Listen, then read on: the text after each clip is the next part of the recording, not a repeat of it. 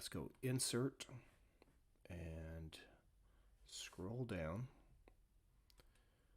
looking for, so with this side base tube, this is going to help connect the front portion to the back portion. Left click to close that out, left click on this to change the angle. We're going to go 90 degrees. Let's left click again. Let's drag this over here. Left click on that. I'm going to zoom in. Left click on the front part of that tube. Left click here on the inner diameter of that tube or that connection. Let's do the offset. Z-axis, 2 inches.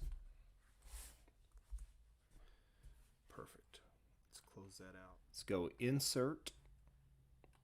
Go down, find that side base tube again. Let's left click here. Left click. I'm going to just drag it over here. Left click on that, and let's rotate this 90 degrees. Good. That looks good. I'm going to come up to fasten mate. Left click on this. Left click on the inner diameter. It'll move it over. Let's go to our offset and let's go 2 inches. Good. That one's good. We'll close that out. Come up here. We're going to do this back connection. Let's go insert. We're going to do this back frame connection. Let's find it. There it is. Left click. Let's bring it over here. And then let's go to top view. I'm just going to move this over. Close that out. Let's go up here. Let's change that to 90 degrees. So we're going to move that 90 degrees. Let's come around here. We're going to select the front part of that tube. Left click, fasten there. And then we're going to go to the inner portion of this connection. And then we'll do our offset, I believe 1 inch on this. Should get us where we need to be. 1 inch should take us flush.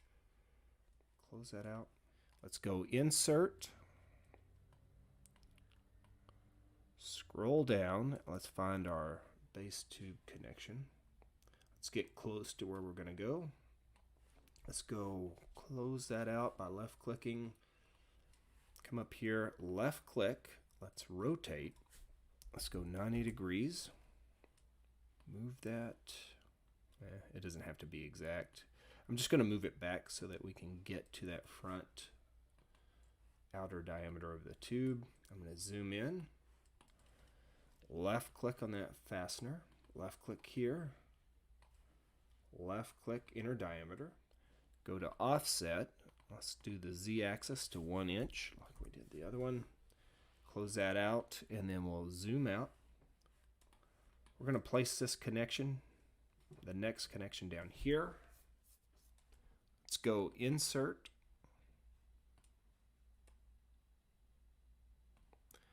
Let's find, this one has the angle on it. All right, so we have 2 of these. We got to figure out which side they go to because we couldn't just flip this over. Let's left click and we'll look at top view to determine if we're at the right angle. Let's go top view. All right, this one is going to go over here. We're going to click this one first because we want it to go here, not the other way around. So left click on the inner diameter, left click on this diameter. I should move it there. And now let's do our offset. Let's go 2 inches at first. We may have to adjust this. Yeah, let's go 2.5, 2.5. Let's see if that's too much. Let's look at this from above. Let's go a left click, insert, left click. So now we need, I think we did 18. We're going to do 19, should go over here. Yeah, that looks right. Close that out. Let's bring this over, bring this up. Let's go to this view here. I think will get us where we need to be. So left click on fasten mate, left click on the inner diameter of the connection, left click on the diameter of the tube. Let's go offset 2 inches on the z-axis. 2 inches. There we go. Oh, 2.5 there. Sorry. Now we're good. Now we need another support tube here. So let's go isometric view. We only really need to make the connection to one of these. Let's go insert. Let's go down, find our support tube.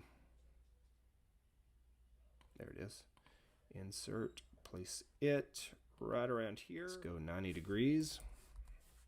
Left click, fasten mate. Left click, diameter of the tube. Left click, inner diameter. Let's do our offset. We're just doing this in assembly view. All right, good.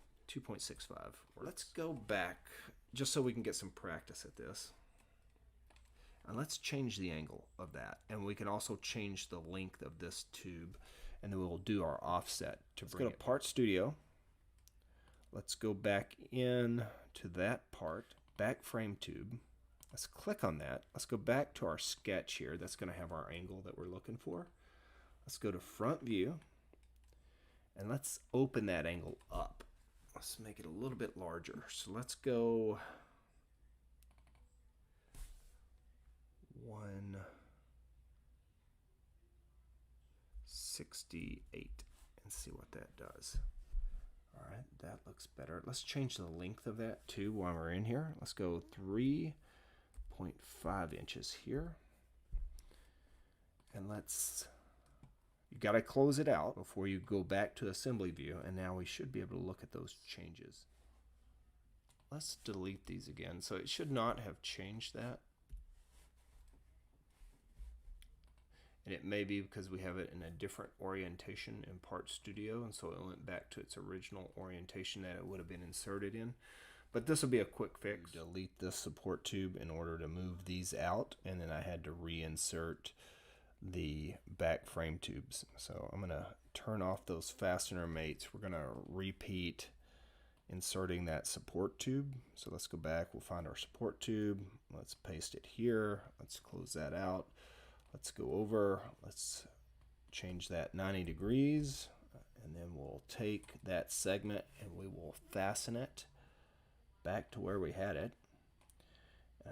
Forget what our offset was a little different than, I think we were at 2.65, something like that. Let's look and just see if everything looks right. So we're going to go to back view. Let's zoom in. Yeah, 2.65 looks fairly even. Let's close that out, and now we're back to the position we were in. That's the reason when we went in and made the changes, it went back to its original orientation in assembly view. So to correct for that, when you create the parts, you need to think about how they're going to be assembled. I don't want this video to be too long, so we'll stop here with the back frame.